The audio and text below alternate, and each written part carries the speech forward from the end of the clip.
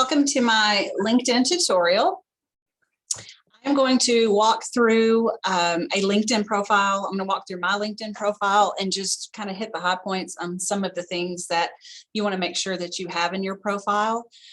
Let's go ahead and start with the very top section. This is actually called the top card, and it's really important because a lot of times it's the first thing that people will see when they go to your LinkedIn profile. So you want to make sure that you have a professional looking headshot. So make sure that you can get into your business professional attire and either have someone take a photo of you or take advantage of our headshots either at career fair or inside the Rawls during the fall semester or spring. We usually do it at both semesters. Think about doing a background image.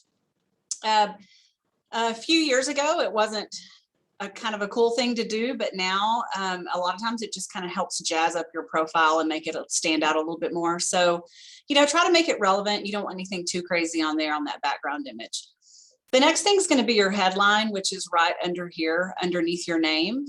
This is a place for you to customize. It's going to pre-fill when you're building out your profile for the first time, but you can go in there inside by clicking on this pencil here to edit this. And I suggest you use that space to try to catch someone's attention, give them information about you. I've chosen to use some of my top 5 strengths from StrengthsQuest assessment that gives you your top strengths, or you could simply use it to tell the reader what you're looking for. So let's say you're a junior marketing major at Texas Tech University seeking an internship for the summer of 22. So that's just, that's one other way you can use that space is to just put straight out there what you are looking for. The next section is going to be called About, and this is a large box where you can put in quite a bit of text.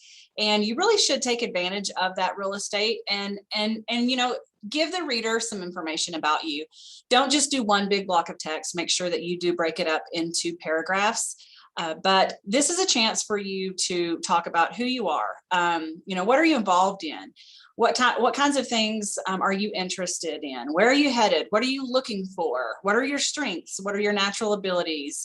What are you passionate about? So there's a lot of ways that you can use that space to talk about yourself, but don't leave it blank because that shows, for one thing, that you didn't put a lot of effort into your profile, and recruiters really do like to see that section and read something about you. They get a little bit more from it than just simply looking over your work experience or your resume. This next section right here is where your resume is going to show up. You can go to add section here and click on featured, and right here it's going to be listed as media, which that's basically you're going to be uploading a PDF of your resume. Be sure you take your address off of there, resave it as a PDF, and this is where you would ideally like for your resume to show up, or you could even have like, if you have any digital badges or anything like that, you could have those show up there.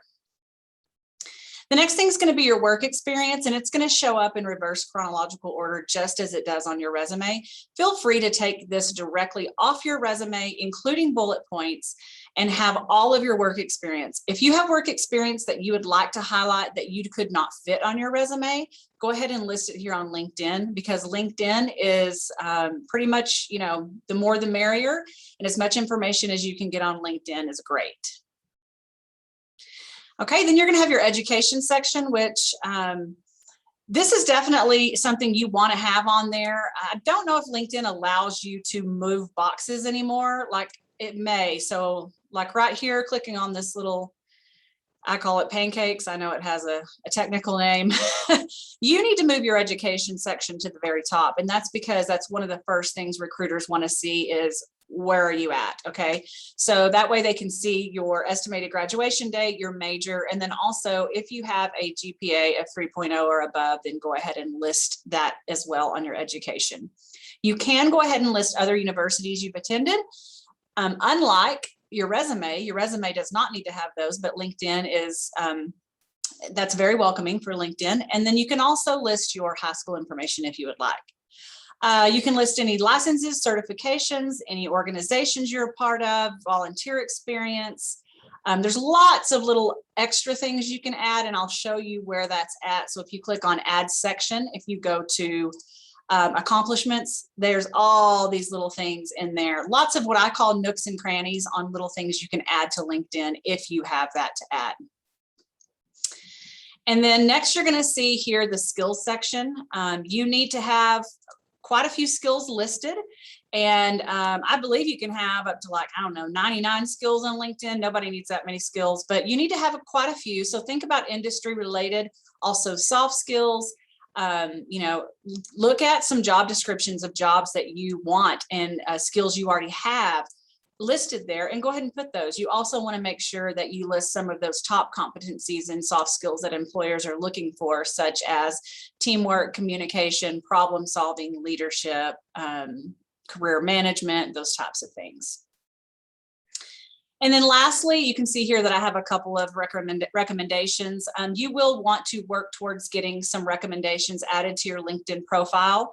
And you can ask for recommendations through LinkedIn, but I recommend you go outside of LinkedIn and ask someone who can speak to your value, and someone that does have some credibility, and ask them if they might be interested in adding a recommendation to your LinkedIn profile. So that is something you would definitely want to work towards. That's going to help readers and recruiters, when they look at your profile, actually make you, you know, where they can trust what you're saying about yourself is true, and that you would be someone that they would be interested bringing into their company.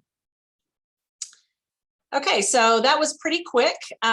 We definitely can get into more details, and you might want to check out the links that I have provided in the information on building a LinkedIn profile, and just make sure you can try to get as much information on that profile and fill it out to your best of your ability, so that you can utilize LinkedIn to its fullest capacity.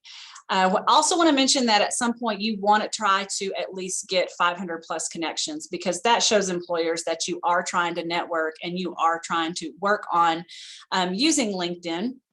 And I have been asked before, you know, how do you reach that point? Well, it's not going to happen overnight. You want to stay active on LinkedIn several times a week. And one good way to start is right over here with people you may know, because LinkedIn is going to use different things to try to connect you with people in the network. And, you know, realizing that LinkedIn is a professional setting. So it's not like your other social media, but it is a professional network. So you may be connected with other people in a different kind of way than you are on your other social media. But one good way to start is by checking this people you may know section. Okay. Also, by looking at trying to find like other tech students or other students in your same major, or even in the Rawls College of Business.